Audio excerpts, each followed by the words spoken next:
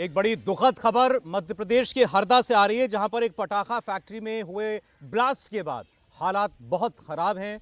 अभी तक इस ब्लास्ट ने 7 लोगों की जान ले ली है और दर्जनों लोग जो हैं वो घायल बताए जा रहे हैं। 60 से ज़्यादा लोग घायल बताए जा रहे हैं। मौत और घायलों का आंकड़ा बढ़ भी सकता है, क्योंकि कई लोगों के अभी भी मलबे में दबे होने की आशंका है। यह हादसा इतना भयानक था कि एक के बाद एक कई मिनटों तक लगातार ब्लास्ट होते रहे। फैक्ट्री के अंदर लगातार पटाखे फटते रहे। लोग दहशत में उधर उधर भागने लगे। अभी तक जो जानकारी सामने आई है उसके मुताबिक करीब 50 घर इस ब्लास्ट की चपेट में आ चुके हैं। प्रशासन ने एहतियातन 100 घरों को खाली कराया है। धमाके की खबर मिलते ही एमपी के मुख्यमंत्री मोहन यादव ने एक कैबिनेट मीटिंग की। जो एक कैबिनेट मीटिंग में थे, उन्होंने बैठक के बीच में से अपने मंत्री राव उदय प्रताप सिंह को हेलीकॉप्टर से घटनास्थल के लिए रवाना किया। आसपास के जिलों से करीब 150 एम्बुलेंस भी हादसे की स्पॉट पर भेजी गई हैं। इंडिया टीवी के संवाददाता अनुराग अमिताभ भी हादसे की जगह पर पहुंचे। आप अनुराग की रिपोर्ट देखिए, जिससे आपको इस हादसे की भयावहता का अंदाजा लगेगा। अभी आपको ये दिखाई दे रहा 2.5 एकड़ का समतल ग्राउंड महज कुछ घंटे पहले 100 से ज्यादा मजदूरों से आबाद था। ये वही ग्राउंड है जहां पर 2.5 एकड़ में एक पटाखा फैक्ट्री थी, जो दृश्यों में अब आप देख चुके हैं। नेस्तना बूद हो चुकी है, पूरी तरीके से तहस नहस हो चुकी है और एक के बाद एक फायर। और ये आपको दूर से पटाखों की आवाज भी दिखाई दे रही है।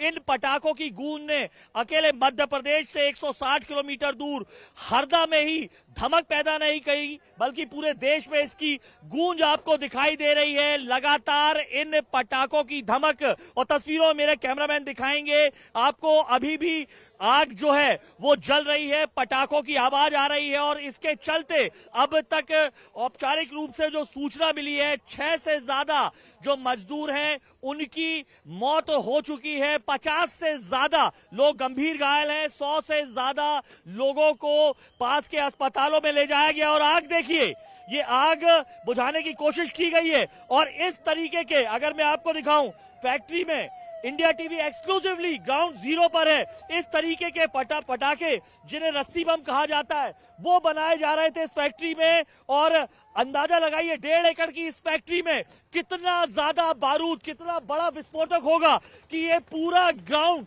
तहस नहस हो चुका है। और इस तरीके से जो ये दिखाई दे रहा है, रस्सी बम में जो रस्सी जो लगती है, ये उनके बंडल्स आपको जगह जगह दिखाई दे रहे हैं। India TV exclusively ground zero पर मौजूद है, जहां के पटाखों की गूंज ने पूरे देश को हिला दिया है। किस तरीके से ये फैक्ट्रीज में नियम विरुद्ध कहीं ना कहीं ये ज्वलनशील पदार्थ रखा जाता है, जिसके चलते विस्फोट होते, लोगों की जान जाती है। और इस फैक्ट्री से सटी हुई एक बिल्डिंग का मैं आपको दृश्य दिखाना चाहूंगा, जिससे पूरी भयावहता, घटना की भयावहता दिखाई देगी। ये बिल्डिंग, आप लोग हट जाइए, गिर सकती है। ये आप बिल्डिंग देखिए, पूरी तरीके से ये जर्जर हो चुकी है। और पुलिस वाले लोगों को यहाँ से, प्रशासन जो है, पुलिस वाले हटाने की अपील कर रहे हैं लोगों से कि ये टूट सकती है। सर ये अरे बड़े अधिकारी, और ये यहाँ पर पुलिस वाले लोगों को समझाइश भी दे रहे हैं। ये देखिए, जो ये फैक्ट्री बगल में आपको दिखाई दे रही है, उसके धमाके की गूंज तकरीबन 20 किलोमीटर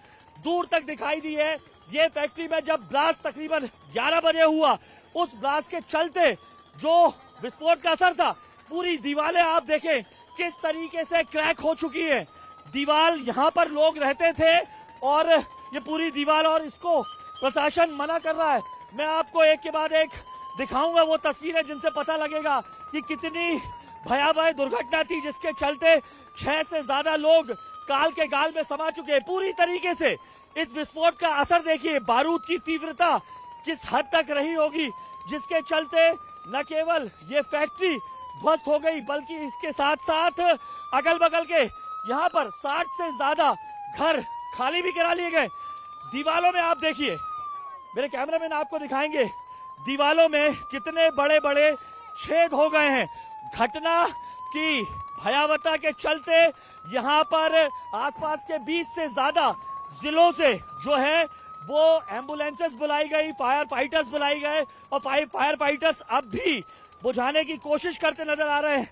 और ये देखिए किस तरीके से ये जो बम है, ये चक्री जिनका इस्तेमाल हम लोग करते हैं, और ये अनार दिखाई देंगे, अभी भी ये घातक अवस्था में रखा हुआ है। साफ तौर पर प्रशासन को अभी भी लोगों को, आप लोग हट जाइए यहाँ से, अभी भी विस्फोटक पदार्थ रखे हुए हैं।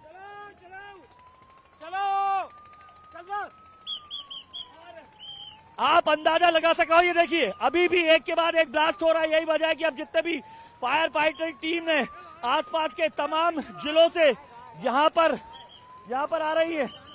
और आप हालात देखिए, और ये दृश्य कितने भयावह हैं।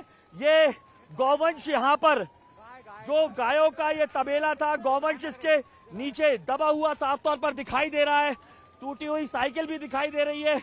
अंदाजा लगाया जा सकता है ये घटना कितनी दर्दनाक रही। और ये आप तस्वीरों में यहाँ पर आपको मैं दिखाऊंगा पूरी तरीके से घरों के अंदर।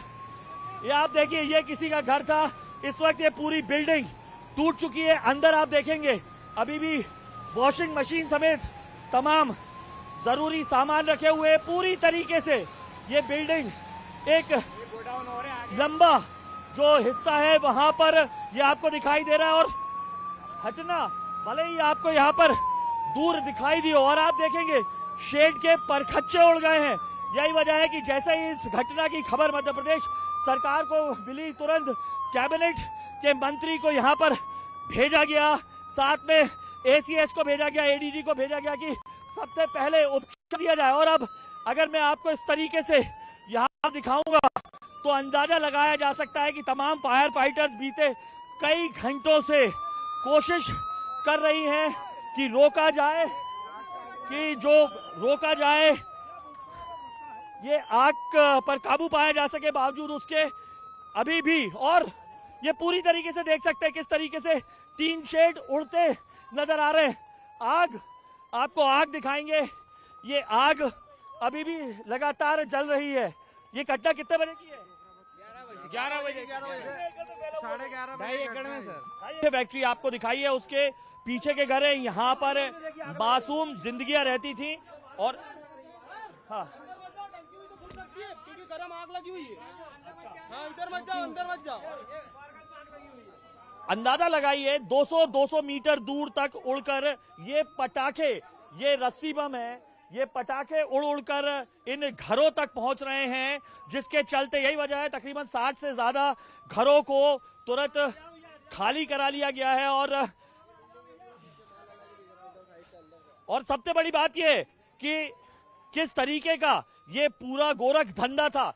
और ये इंडिया टीवी ग्राउंड जीरो पर एक्सक्लूसिव आपको तस्वीर दिखा रहा है। ये कम से कम उस फैक्ट्री के 200 मीटर के पीछे का हिस्सा है। यहाँ पर 2 से ढाई एकड़ में ये फैक्ट्री संचालित हो रही थी।